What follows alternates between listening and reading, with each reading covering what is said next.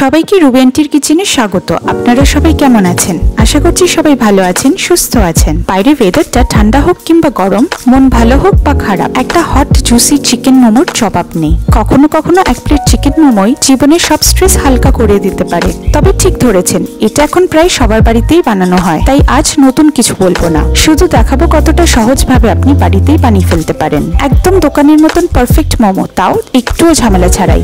আমি যা দেখাচ্ছি সবই একদম সহজ রান্নাঘরের জিনিস দিয়ে, না কোনো ফ্যান্সি স্টিমার, না কোনো রেডিমেড মোমো শিট, আর না তো মাংসের মধ্যে 10 রকম মশলা দিচ্ছি না। তাহলে কি করে বানাবো চলুন দেখে নেওয়া যাক। সবার প্রথমে 2 কাপ ময়দা নিয়ে নেব, তারপর ময়ম দেওয়ার জন্য সামান্য সাদা তেল আর নুন দিয়ে ভালো করে মেখে নেব। একটু মাখার পর দেখুন সুন্দর ঝরঝরে হয়ে গেছে। তারপরে অল্প অল্প পরিমাণে জল দিয়ে ভালো করে ময়দাটাকে মেখে নেব। ময়দাটা মেখে নেওয়ার পর আমি 8 ঘন্টার মতন ময়দাটাকে রেস্টিং এ রেখে দেবো। ময়দা আর জল মিশে গেলে গ্লুটেন তৈরি হয়, আর গ্লুটেন রেস্টিং টাইমে স্ট্রেচি হয়ে যায়। তার ফলে স্টিমিং এর সময় ফেটে যায় না, আর খুব সুন্দর করে মুড়ে নেওয়া যায়। এবার একটি আলাদা পাত্রে আমরা মোমোর ফিলিংটা বানিয়ে নেব। তার জন্য আমরা চিকেন কিমাটাকে নিয়ে নিলাম, আর কুচো করে রাখা পেঁয়াজ, বাঁধাকপি, গাজর, সামান্য আদা, রসুন আর কাঁচা লঙ্কা দিয়ে দেবো। আর দেবো স্বাদ মতন নুন, 1 ছোট চামচ গোলমরিচ গুঁড়ো আর 1 ছোট চামচ সয়া সস। এবার ভালো করে মিশিয়ে নেব। তবে খেয়াল রাখতে হবে কিমাটা যাতে একদম পাতলা করে কাটা হয়, তাহলে ভেতরটা নরম আর সহজ রান্না হয়। আরেকটা জিনিস খেয়াল রাখতে হবে যাতে ফিলিংটা একদম ড্রাই না হয়ে যায়। দেখুন ফিলিংটা সুন্দর মাখো হয়ে গেছে। যদি আপনাদের মনে হয় চিকেনটা বেশি ড্রাই আছে এবং আপনারা সয়া সস খেতে পছন্দ করেন না, তাহলে সামান্য একটু সাদা তেল দিয়ে মেখে নিলেই যথেষ্ট। তাহলে ফিলিংটা ড্রাইও হবে না আর মাখো ব্যাপারটাও থাকবে। এবার আমরা ময়দাটা লেচি কেটে বেলে নেব। আমি একটু বড় করে বেলে নিচ্ছি, তবে বেলার সময় খেয়াল রাখতে হবে শীটটা যাতে একটু পাতলা হয়, যাতে ফিলিং দেখা যায় হালকা করে আর স্টিমে গিয়ে যাতে ছিঁড়ে না যায়। আর এটাই যদি মোটা হয়ে যায় তাহলে খেতে একদম রাবারের মতন লাগবে। শীটটা যেন এমন হয় যাতে মোমো খাওয়ার সময় মুখে একেবারে মিশে যায়, আলাদা করে যাতে বোঝা না যায়।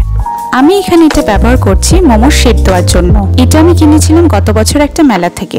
দেখুন আমি কিন্তু এখানে কোনো তেল ব্যবহার করিনি, খুব সুন্দরভাবে এটা বেরিয়ে এসেছে। এবার আমাদের সবকটা মোমো বানানো রেডি হয়ে গেছে। এবার আমরা স্টিমে বসিয়ে দেবো। তার জন্য আমি গ্যাসে একটা কড়াই বসিয়ে এখানে জল দিয়ে দিচ্ছি। ঠিক এরকম 2 কাপের মতন জল দিয়ে উপর থেকে একটা এরকম ঝাঁঝরি দিয়ে দেবো। এটার উপরে হালকা করে একটু তেল ব্রাশ করে নেবো। তারপরে একটা একটা করে সবকটা মোমো এখানে দিয়ে ঢাকা দিয়ে রেখে দেবো স্টিম হওয়ার জন্য। 5 মিনিট পরে আমি ঢাকনাটা সরিয়ে এগুলোকে আবার উল্টে দিলাম। যদি আপনার মনে হয় যে 5 মিনিট পরেও কিছু হয়নি, তাহলে আরো কিছুক্ষণ আপনি ঢাকা দিয়ে রেখে দিন। দেখুন এখানে একদিকটা কিন্তু হয়ে এসেছে। এবার উল্টে দিলে আর কিছুক্ষণ রেখে দিলেই হয়ে যাবে। তৈরি হয়ে গেল একেবারে homemade super tasty chicken momo. না কোনো ঝঞ্ঝাট, না কোনো রেডিমেড ব্যাপার, সবই ঘরের জিনিস দিয়ে কিন্তু সহজ উপায়, স্বাদে কোনো কমতি নেই।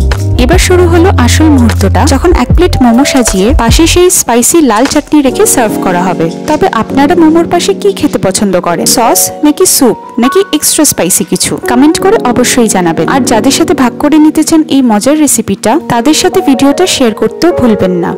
নতুন নতুন স্বাদের সাথে খুব তাড়াতাড়ি দেখা হবে। ততদিন রান্নাটা হোক মনের মতো, আর খাওয়াটা হোক একটু বাড়তি ভালোবাসা নিয়ে। ভালো থাকবেন, সুস্থ থাকবেন।